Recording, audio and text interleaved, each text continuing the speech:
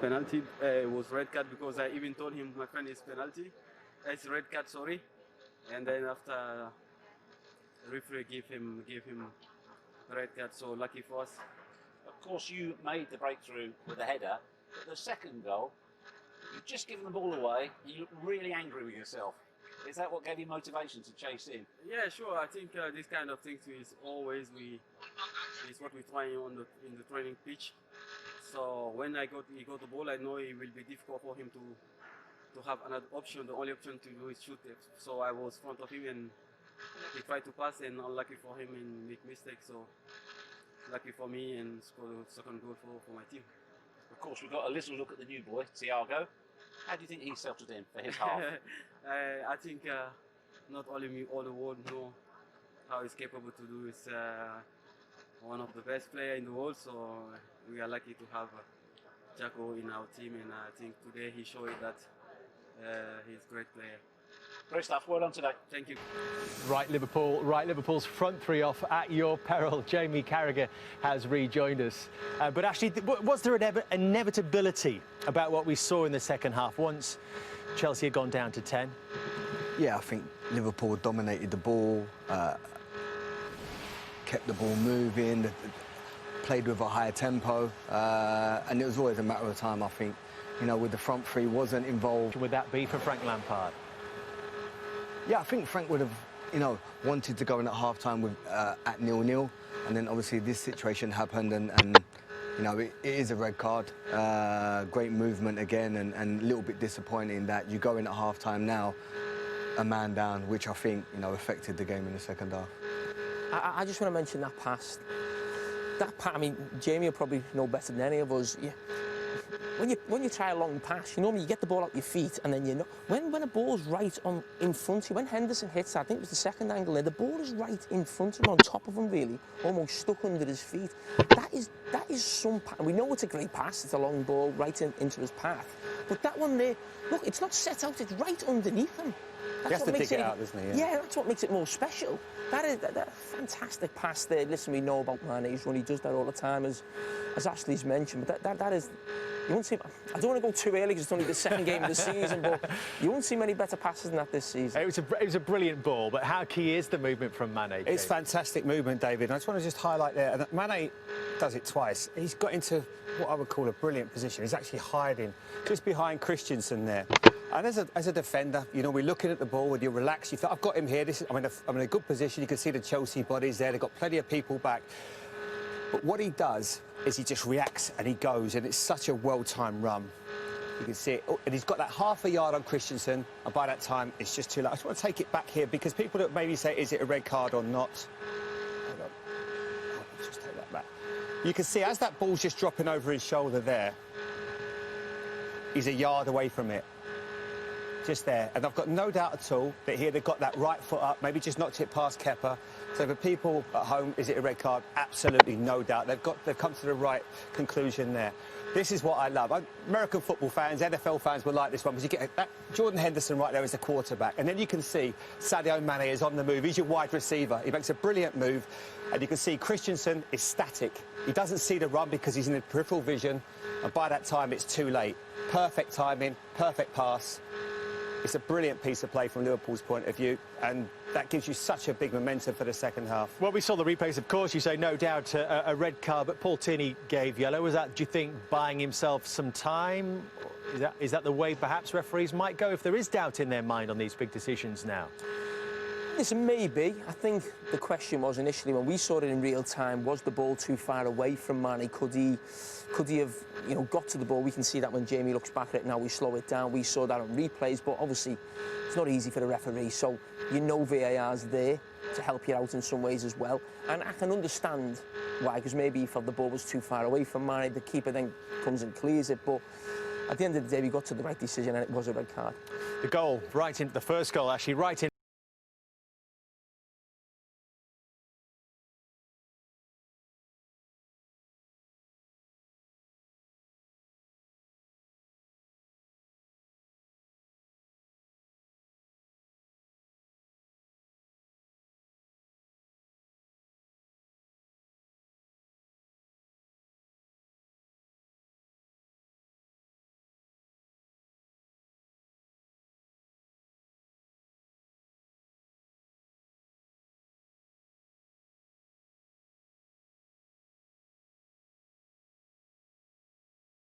But I think he can do better.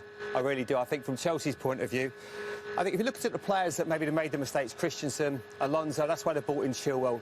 He does this too often. As a left-back, and we've got one of the best in the business right here, I'm going to stop that there. As soon as that ball gets played inside, if Jamie Carragher plays that ball inside me, I have got to follow the man. As difficult as it is, as soon as you turn your body like that, you're in trouble. You're dead on any single 1-2. Watch Alonso here. Watch Alonso. He turns his body, gets himself in a completely wrong position, and it's a brilliant piece of play. And again, I want to just highlight Sadio Mane. He gets into that really awkward position for a fullback. How difficult is that when someone's just standing in that position where you can't really see him, Ashley? Yeah, I would have even rewound it a little bit more and showed Alonso obviously focused on Salah a little bit too much, leaving that little pocket for Firmino to come into, and then as we talk about Mane's positioning and his timing, again, like he's just in James's, as you mentioned before, peripheral vision. He just times it right, and he leaps so well, and it's a great header, but.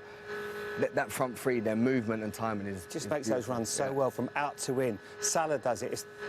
Look, I think to a certain extent players are just that good, but they must also work on it. It's something that they know they've got that pace, and it just causes defenders nightmares. Second one, he admitted, Jamie, it came from his own frustration at giving the ball away. You know, it did, and that's what they like. I mean, we mentioned a lot in commentary about the top players in the world. The reason that the top players in the world is they give 100% there, the pressing. We talk about Liverpool.